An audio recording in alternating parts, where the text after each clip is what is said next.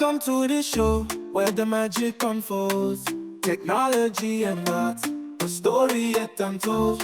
From Lagos to Nairobi, Accra to Johannesburg, we're vibing to the beat. Let the rhythm take control. Oh, tech and art come together, we breaking new ground. Charlie, this is the Tech Arts and Soul podcast. My name is Michael Komlo Pari, and I'm doing this with Ni. Ni, what's up? Charlie, I do. How are you? I'm good. Just frustrated with the Doomsaw situation. So, how has that been for you? It's been a And a lot of heat. Yes. How is the heat wave and how are you handling it? I think the heat wave is real. Climate change is real. And the doomsaw situation is also not helping matters because now you can't even ventilate your rooms. So you have to find a way to cope with this frustrating experience. But I'm particularly excited about today's podcast. We are talking about inclusion in the creative digital space. I believe three facts exist in that space. There are diverse voices, there are diverse community perspectives, and there are also underrepresented communities in those spaces. And I'm really excited that we have two individuals who have a lot of insight and experiences to share regarding these issues. Rightly said. And although there are diverse voices and diverse perspectives, there's also that systemic barrier that the sector has faced. And I'm so happy that we have two individuals who we are welcoming today on the podcast to discuss these. We have Ifo and Kofi Yeboah. I'll let them introduce themselves. Ifo would go first, ladies first, of course, and then Kofi would do justice to who he is. Ifo, you are welcome to the Tech Arts and Soul podcast. Thank you very much. You are an artist. Can you tell us a bit about that? Okay, so I've been a digital artist for close to a year now. Yeah, Okay. I consider myself very much a beginner, so I'm still finding my feet and what to use my art for. But it has been a very interesting ride so far. Okay. But what inspired you to be an artist? Oh, I feel like it has been a part of me my whole life. But it's now that I have the opportunity to invest in it full time. So that's what I'm doing. Okay. Kofi, Michael. I saw your article on AI. Oh, okay. You're welcome back to Ghana. When you put it like that. Thank you, Mike. I appreciate it. How are you dealing with the heat wave and the doomsaw? And I hope you haven't experienced doomsaw yet. Oh, multiple times, I think. And as we were talking about it pre-production, it's I'm still surprised that in 2024, a beautiful country like ours still experiences doomsaw. As for the heat wave, it's extreme, and I think we haven't experienced something like this in a long while. Well, we are told that the reason is the floods. So hopefully when the rainy season goes away, the doomsaw will also go away. Fingers crossed. Well, yeah, welcome back. How have your trips been? I saw your recent article in AI. Can you tell us a bit about that and what you do? Sure. So I will start with what I do, and today I'm not wearing the hat of the organization that I work with, just to put that across. I work with Mozilla Foundation, and I'm a program officer with the foundation. For those of you who are not familiar with Mozilla, we are the owners of the Firefox browser.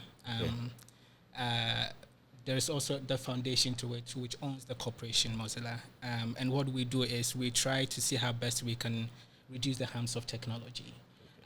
But also reducing that harm, that aspect has to do with inclusivity as well. Yeah. And so I think that is why I am here today. The other hat that I wear there, which probably might be a bit beneficial to the discussion, is I lead a program there called Creative Media Awards Program. And so basically what we do is that we support a cohort of artists to use any form of art to help the public understand the complexities around AI and how it impacts the society in general. Okay, all right.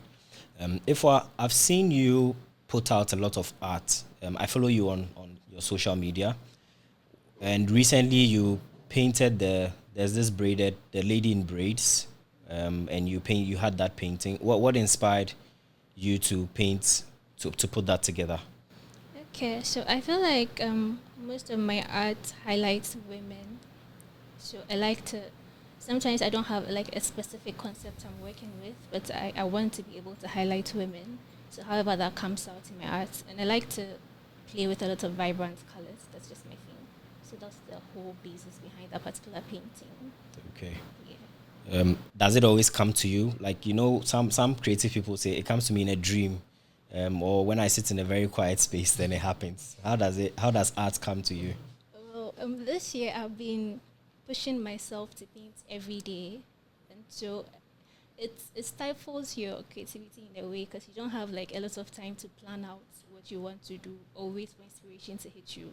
Okay. So these days I know I have to paint, so I take my laptop and just do whatever comes to me in that moment. Okay. So, yeah. Okay. Kofi, have you can you share a personal experience where you had to experience inclusivity, or yes, when you've had to experience inclusivity in the workspace and also in your personal space? Yeah, it happens a lot, in the sense of when you realize that inclusivity is important. Okay. And for those of us who have had the opportunity and privilege to be able to travel and pass through airports, you only realize that you are black when you pass through.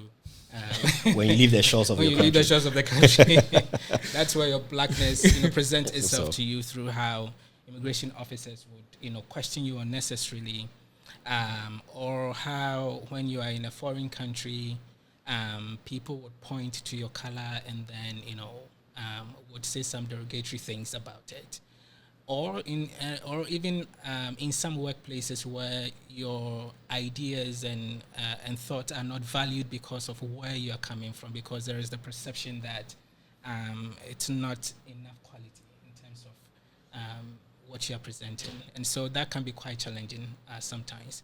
But these days, we are fortunate to see growth in, especially international organizations, embracing inclusivity beyond just color, but appreciating content, appreciating different thoughts in the workplaces. Okay. And speaking of different thoughts, have you ever felt excluded in terms of your art and also in your personal space as a female? In terms of my art, I feel like the only thing is the fact that I haven't branched into traditional art yet, and so it's like there are some opportunities that require that, and I'm not there yet. But it's something I'm going to learn eventually. So I feel like I would get over that.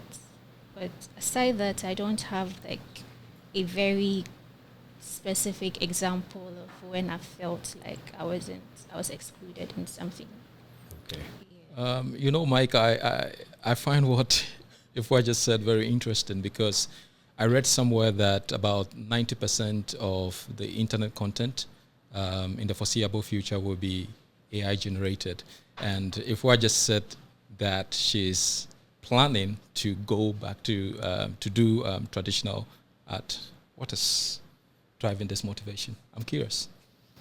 I mean, when you do digital art, people appreciate the fact that, okay, this is art, all right, but there's always this, you're using a laptop, you're not doing it yourself, you have like, I don't want to say you're not doing it yourself, but it's like this, there's always this, traditional arts is like people feel like it's more authentic compared to digital. So I'm not trying to shade digital art in any way because I'm a digital artist. Right. But I feel like for me to be well-rounded, at least I should, dabble in both. So yeah. Okay, I've seen a couple of your works, and I am really, really struck by what you produced so far. Even though you prefer to call yourself a beginner, actually your work says otherwise.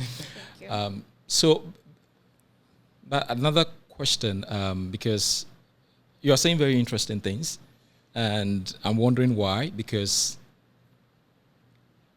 if we are to imagine or say that AI or any tech tool or platform or digital canvas that you use is just something to make your work easy. It's more of a co-creating assistant to you. But what I'm hearing from you is, in your space, if anyone uses that or those tools, you are seen to be, in quote, a lazy artist. Is that a general sentiment there, or is something that you personally feel? I don't think it's about being called a lazy artist. Digital art isn't easy in any way. Right. I mean, you spend hours, putting together a finished body of work. Right. So I don't think it's like easier, but it's just. Can you repeat what you just said the last? Like a co-creating tool. Yeah. So I feel like Because at the end of the day, I believe you are the artist behind it. You have the imagination of what you want to produce, and the digital tool or whatever platform it is there to assist you manifest that imagination. So at the end of the day, your work is still authentic because the imagination is coming from you, and the artificial intelligence is just helping you to bring that to life. Okay, go ahead. Okay, Yeah, all sure, right. Sure. I'm always frustrated by that conversation. And there's a whole lot of debate ongoing, and I'm always on the side of the artist. Okay. In this sense. And the reason is that, and I think if I would agree with me, that there has been different kinds of digital tools used for artistic work these days. yeah. And with that, with AI, those tools have advanced. Right. So we still have Photoshops, right? We still have different, but those are like, it doesn't generate, right? And it doesn't feed on enough data, and not just any data, but data from the first work. It doesn't feed on that to Right. generate new kinds of images or artistic work. And so that's where my caution and argument comes in, is that with the advancement of AI art technologies, right? If those AI models that are being trained with data that belongs to IFWA, and she's not paid for that, that's a copyright infringement. Right. And IFWA loses, right? Looking at how the artistic field is male-dominated, how does IFWA gets paid? Right? That's always been my argument. So yes, the existing ones would support or assist with artistic work, but with the new AI tools, it doesn't really support artistic work. The other side also is that there is a learning process of doing artistic work. And with AI, you lose that, right? It's just like the whole ChatGPT education debate. Mm-hmm. So I think that's where I would pause on that, but I wanted Okay. to add that. And when you say AI assisted art, I feel like that's different from somebody using, say, I use Krita. It's a version of Photoshop for painting. Right. So when you say AI art, I would not agree with that, because I'm still like doing the work myself. Yeah. Absolutely. Sourcing everything myself. So Absolutely. yeah, So I that's believe that we are saying the same thing. When I refer to AI platforms, I'm sort of trying to differentiate what you do. You are using a digital platform. That doesn't generate. You generate it. You do the whole work. But just that the platform that you're using, instead of physical canvas, you are using a digital canvas. So that is different from what we have with the DALL-E and the Mid Journey and then what have you. That are totally AI generated with a prompt. Yeah. So that is different. So my question to you was like, why you want to, because my understanding of going to traditional art is like going for the physical canvas and painting. And I'm curious about why you are not sticking to still use the digital platform. Yeah, that's what I was saying, that I don't say it's shade digital art in any way, or like reduce put like a bad thing on the hard work that digital artists do. I just feel like we're humans. Everybody feels like they want to see that you put paint strokes on a physical canvas for it to be real to them. They want to see blood and sweat and toil on the canvas. Yes, when they feel like, okay, you did it on a laptop. Yeah, it's fine. People appreciate that too. But generally, for me, I feel like people like lean more towards the traditional arts than the digital.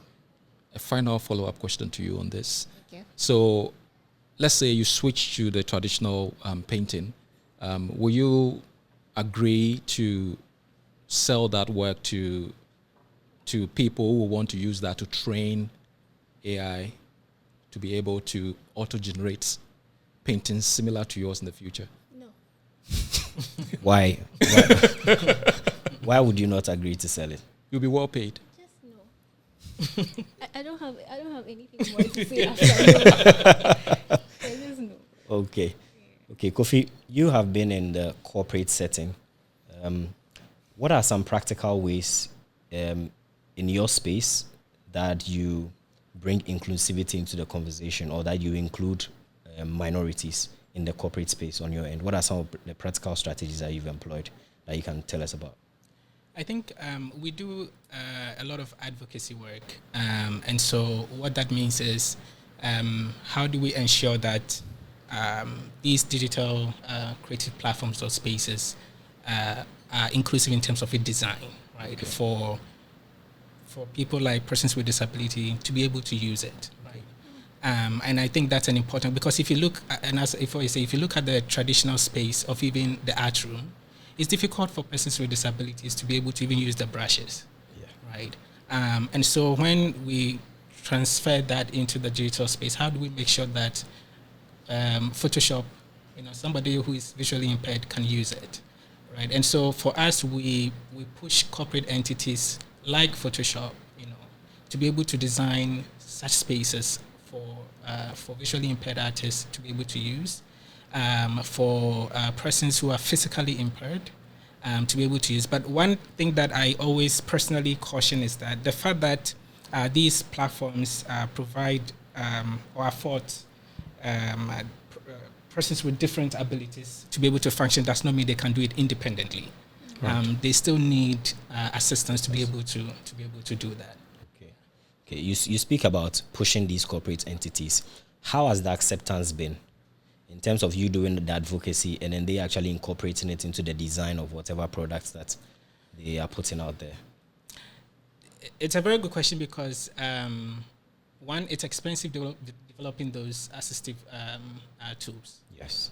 It is very expensive. And also, it doesn't generate the kind of income that they or the revenue that they expect. Exactly. But the core thing here is that if you are a company like Adobe, you have a responsibility, right, to ensure that your users, and every user for that matter, can have access to it, right? If whoever designed that platform is a male, they will design it in such a way that it fits a male context. Yes. How do you ensure that women can still access it and feel comfortable to use it? So that, and sometimes, there are some other organizations that will do like a benchmark each year to see which companies are very inclusive.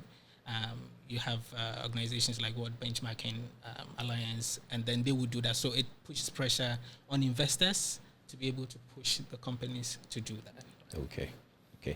If we're in your work, I know you do digital arts for individuals and corporates.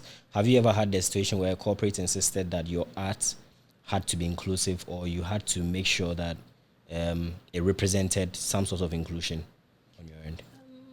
I did some work for Drama Queens. It's a women-led, women-inclusive organization. They wanted to talk about the whole thing happening with Palestine, the whole, you get what is happening. Yeah, so it was, they were very particular about me being very inclusive in representing all the countries involved in that situation. So that was the thing. But aside that, personally, I feel like the thing that I do that I feel like it's good in this sense is just me pushing my art and representing women mostly. So yeah. Okay. I don't know if I can add this as well. One of the things that we do, again, I'm not wearing the Mozilla hat, but one of the things that we do is, especially when we are doing conferences, we try to have artists present to be able to translate the conversation into an artistic form. And we make sure that they are paid what they deserve.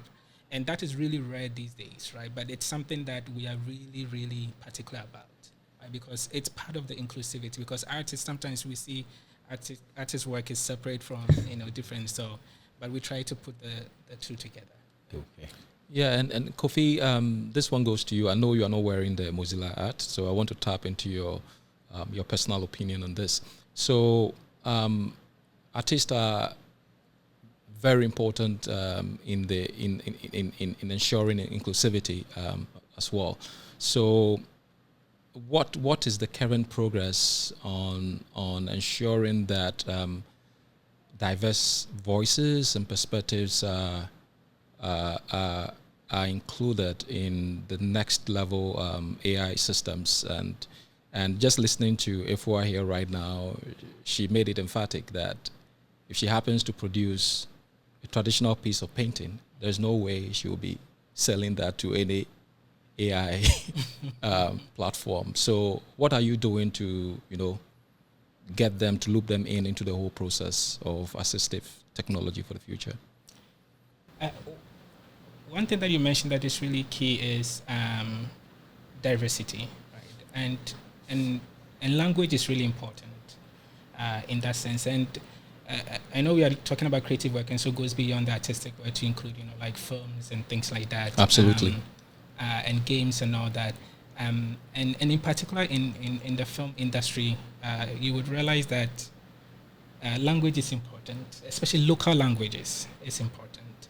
And how we experience the digital platforms are all in English, right? So for instance, Mozilla has something called Common Voice, where it's a platform that collects voices in different languages, right? Which enables anybody, a developer, a startup organization, a researcher, to be able to access that voice data set in different African languages to produce whatever content that they want to produce, right? Unlike previously where you have big tech companies monopolizing such data, we have it open to everybody to access it. And I think that's a very important point. Aside Mozilla, I think generally from my studies as well, I have also realized that there's a lot of interest in investing in local content. Right? Companies are beginning to design mobile tools that can accommodate creative work. So, for instance, there was I think it's called Geo or something like that. It's a company in India where they designed this portable phone, very cheap, but for rural communities. And guess what they did to that? They added a streaming platform to it, which increased the streaming of local movies. They shot the revenue, really high. But who would have thought that the rural community would have contributed to the company's revenue like that? Yeah. Right? I think we are big, companies, marginalized communities are beginning to show that they are profitable. Yeah. Right, and I can also get that on other platforms, especially on even Netflix, because initially when you look at the tabs on Netflix, for instance, they used to segregate the market, but now they call it Made in Africa because they are congregating the whole African content under one category, and that's really interesting. But what I'm also hearing you say is that right now the best strategy to going international is doing local. Local is what goes global. Now that's what I'm hearing from you. Okay, thank you. Okay, so as an artist, what's your biggest challenge in deriving arts that is inclusive? What's the biggest challenge that you face?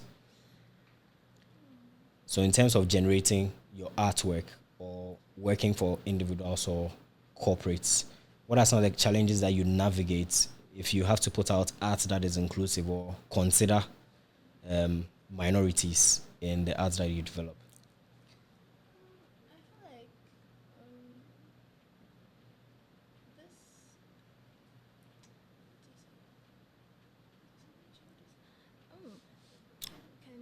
Okay, let me make it more practical. So, like, what's your range? What kind of, does your paintings like cover the vulnerable? Does it cover social justice issues? Does it focus on women? Does it focus on accountability issues? Like, what was the range of your paintings? As I said, I'm still very much finding my feet, but Yeah. so far I've just been tackling like just representing women as much as possible. Yeah. So, and what you did for Challenges Drama about Queens? inclusivity. Yeah.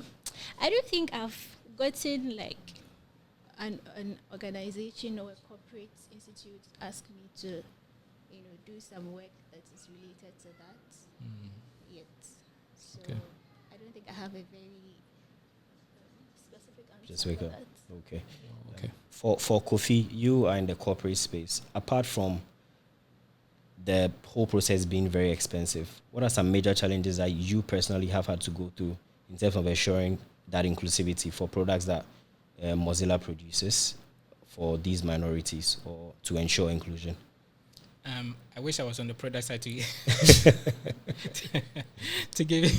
to give you a very accurate response. But on top of my head, I might not be right. But I think that the product team is really cautious around accessibility in terms of people with different abilities to be able to access, especially the web platforms or the browser. Languages is also really important, and so that is integrated in there. And I think in terms of also product in general, not just Mozilla, we also try to use ourselves as an example because it started as a community, right? And community is not just about able people. Yeah. It's about people who are different from us, and so how can we ensure that that sense of community is part of the design principles of these technology platforms or data platforms that we use? I would like to just touch a little bit on the question you asked, because I think it's really important. I haven't seen so many, for instance, advertisement that are proper advert, not the one that is focused on disabled people, but like regular corporate ones that would use disabled people or physically challenged or whatever. You hardly see them. Yeah. And you would wonder why. These are sort of things that I think we need to really push for. And what would you advise in terms of so you are in the corporate space, in terms of leadership? What are some tips that you would give to leaders to ensure that we get the inclusion conversation going on at a much larger range than it is now? I think we have to understand that the creative industry is profitable, and if we invest in it, we're going to reap it, right? Because there's a lot of other countries are making important strides in terms of how they're investing in these in the creative industry. We need to be really specific as to the strategies involved, as to why we want to do it. And I think oftentimes that does not happen because probably we belittle the creative industry. And so that is something that I would stress on is let's invest in it, but be intentional about investing in it. Let also take the risk and invest in communities that are underrepresented. Because I think when we're starting the program, you mentioned something important, is that having different communities being present or marginalized groups being present increases innovation. Yes. And I think it's something that we underestimate or undervalue. Okay. Ifwa, you are an artist that is starting out.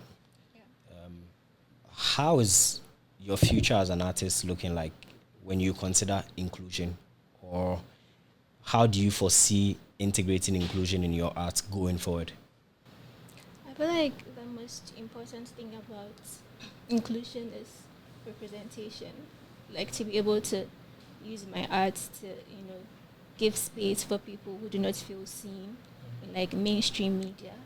So I feel like that's important because for somebody to even aspire to be something, they need to see some of themselves in whatever place they want to get to. So I feel like I want to be able to reach where I can, create space for people to feel seen. Yeah.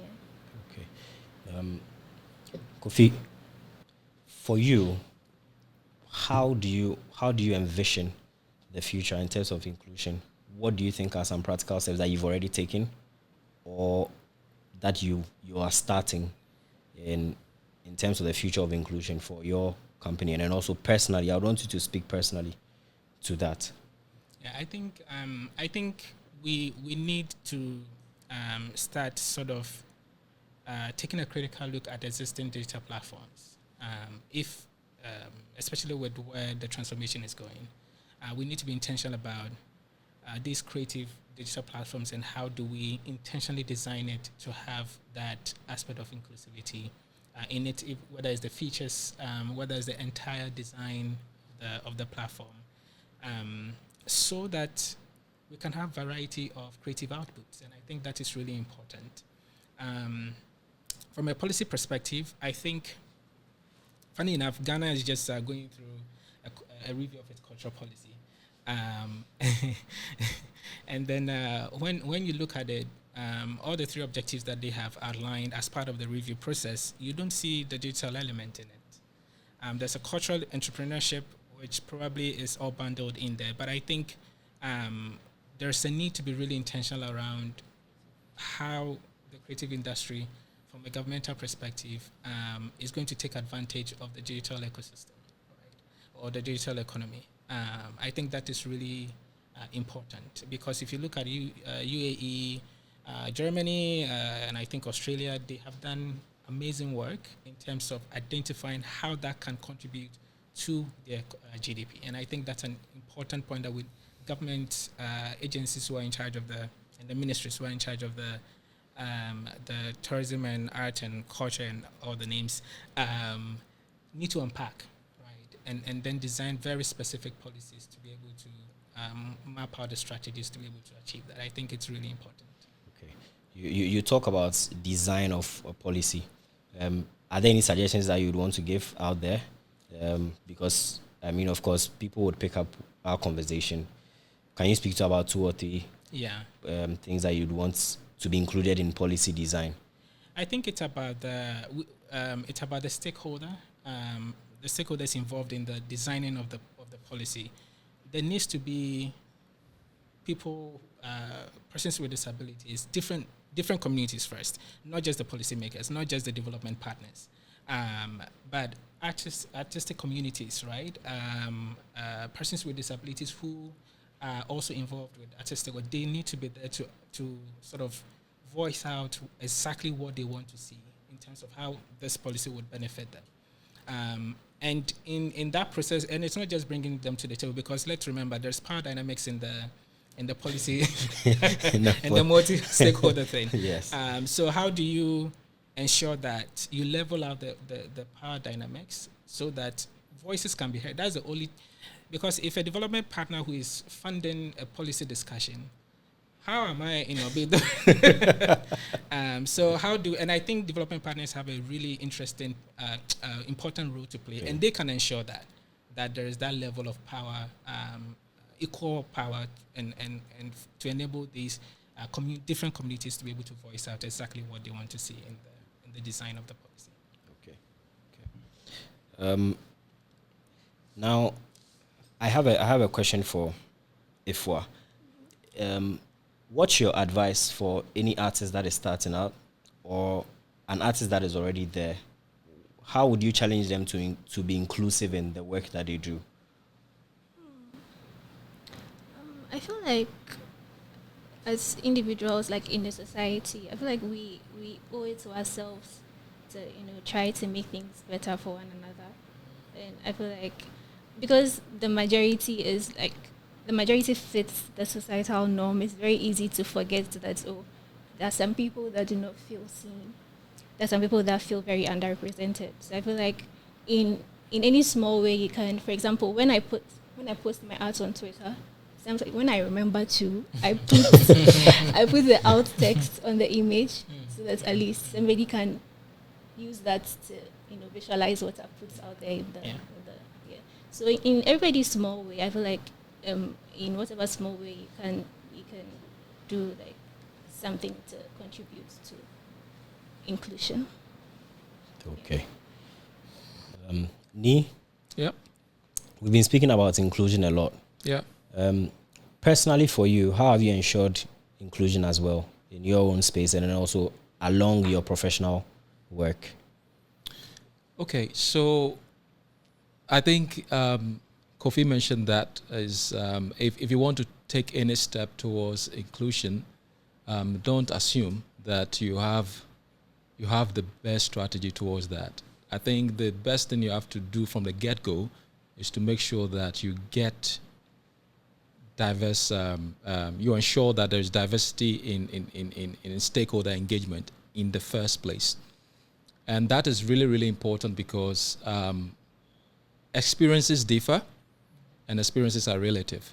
So you can have an intellectual understanding of someone's experience, but there's also lived experience.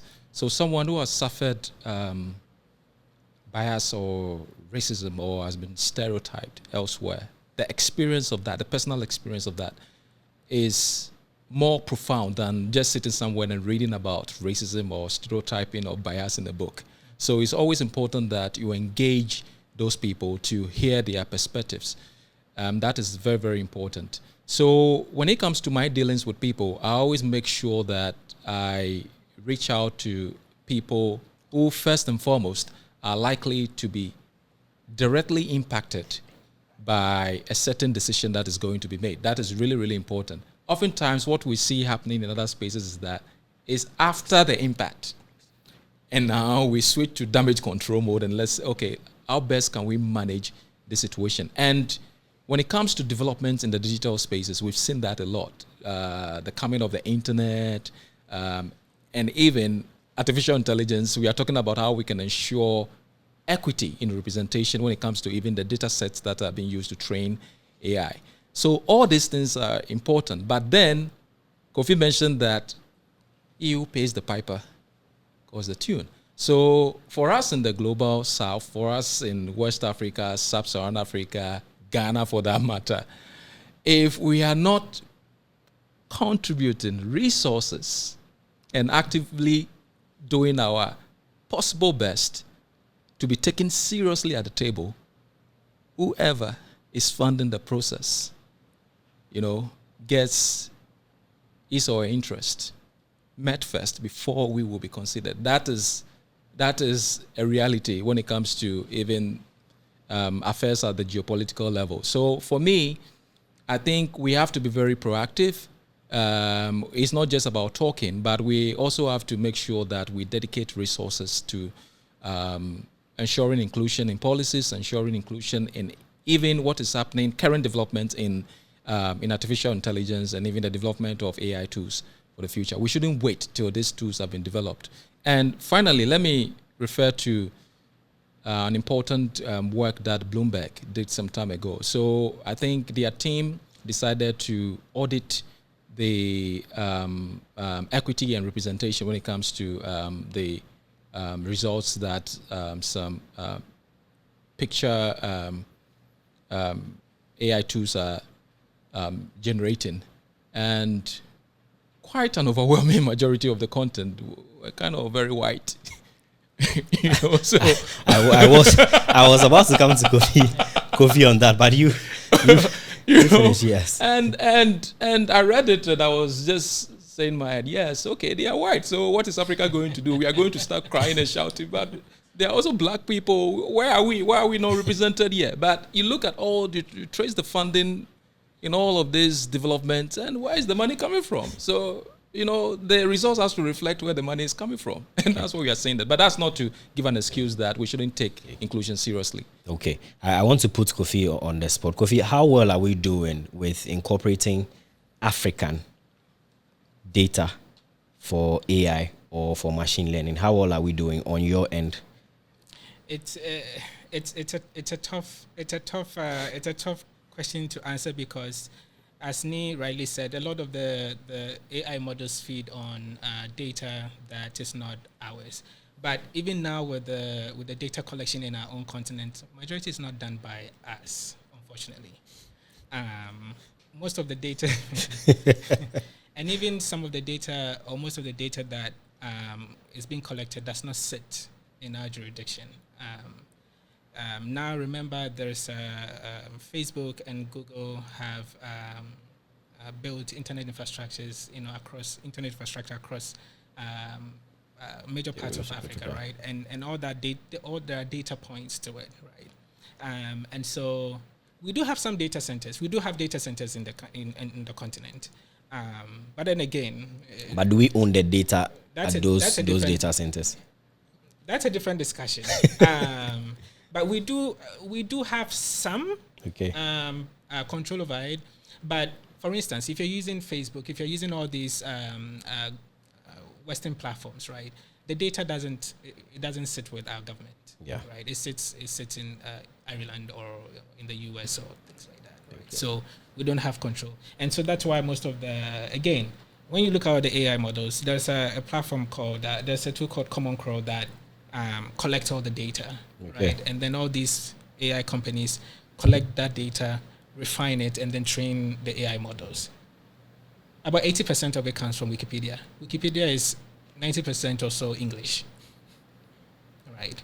Now they are doing really a great job to reduce that, right? But again, we have to invest in our systems to be able to have that representation. But as Neil said, they also still have a responsibility because we are consumers and we can demand that. Yeah. Right? Yeah. Are we demanding enough from them? I don't think we are demanding a lot from them. Or are we demanding at all? I don't think so, because again, there is something important that you mentioned around geopolitics. I think something that I've personally realized through my research is that there's tech aid, and now I will call it AI aid, right? That is happening now, right? Okay. Because in our part of the world, we are waiting for investment from foreign countries, right? Countries like the US, China, Singapore, Canada have done a lot of investment.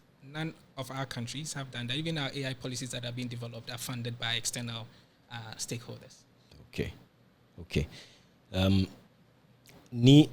I want you to speak to what are some future trends that you are observing in terms of the inclusion conversation?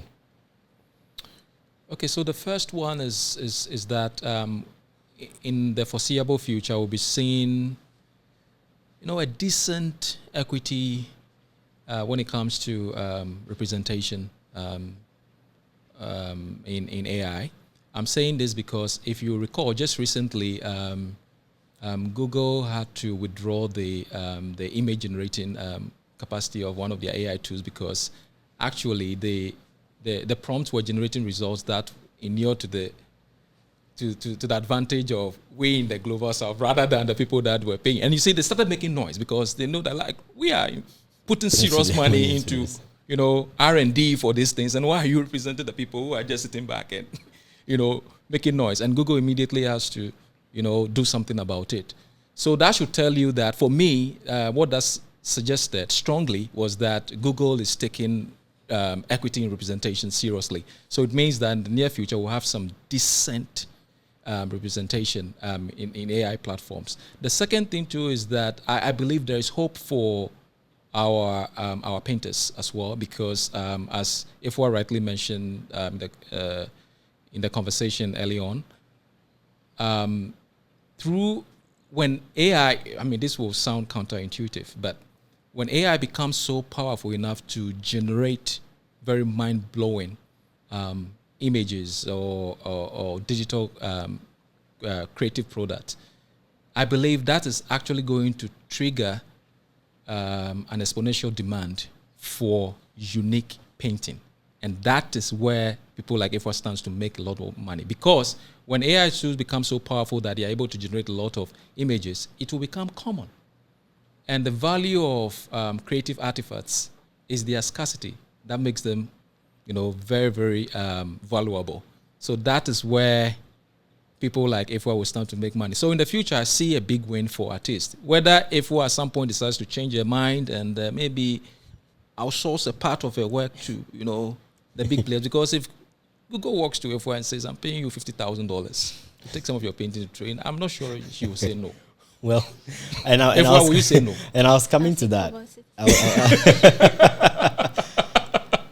I was coming to that, and in terms of AI growing so powerfully that it becomes commonplace for most artists, won't that automatically exclude artists like you who want to tell the original path and not include AI in their work?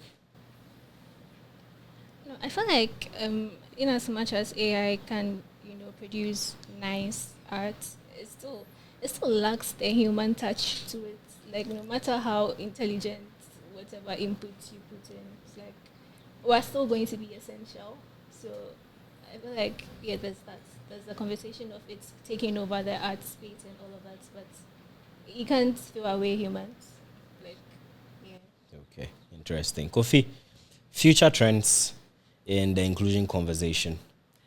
I would argue a little bit different from me. Okay.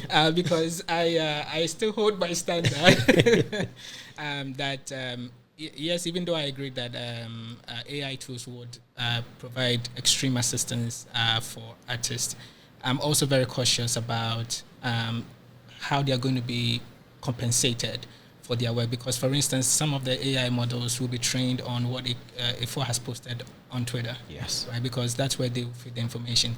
But IFO wouldn't know, and she wouldn't get paid. All the writers, all their work that, for instance, ChatGPT is being trained on to generate journalistic pieces, they are not being paid for that, right? So how do you ensure that the work of artists are paid? And that's where I'm a bit cautious around, because what we're going to see is more of effort being put into the work by artists, and then they are not being compensated for.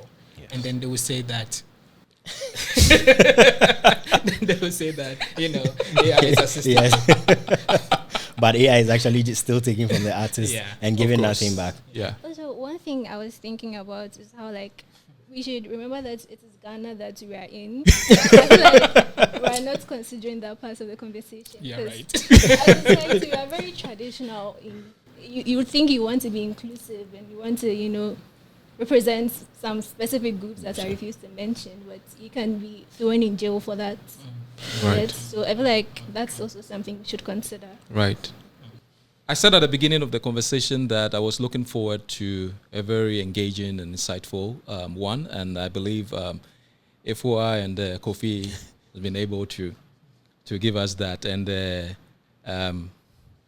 Kofi initiated a debate, and we'll continue that off air. But I made a lot of interesting points, and what really jumped at me during our conversation is this. So, first and foremost, we have to define inclusion if we want to take it seriously at the policy level when it comes to the creative digital space. And then we also have to pay serious attention to representation in terms of its impact on underrepresented communities, and making sure that how some organizations or corporations are using quietly using IFO's works to train their AI tools. We also have to look in that to ensure that there is fair compensation, but you cannot just hide it in some broad, tall terms and conditions that he has to agree to use those platforms as well.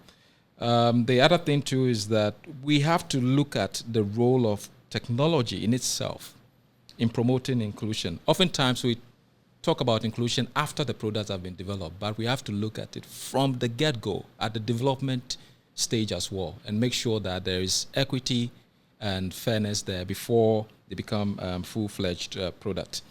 And then we also have to pay attention to how to proactively recognize and overcome unconscious bias and stereotypes in digital creative work, and also ensuring online environments that welcome diverse perspectives and worldviews. So the part where Kofi spoke about considering other languages rather than English is very, very important. So yes, these are the points that I gathered.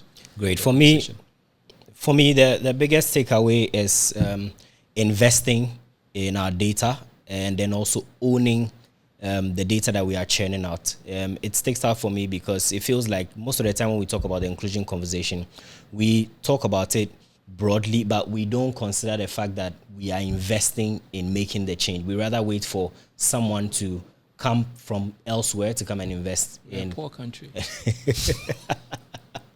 And yes, so that sticks out for me, and we need to make a conscious effort. Leadership has to take the reins and then make sure that we are finding money to fund these things. Thank you for tuning in to today's episode of the Tech Arts and Soul podcast.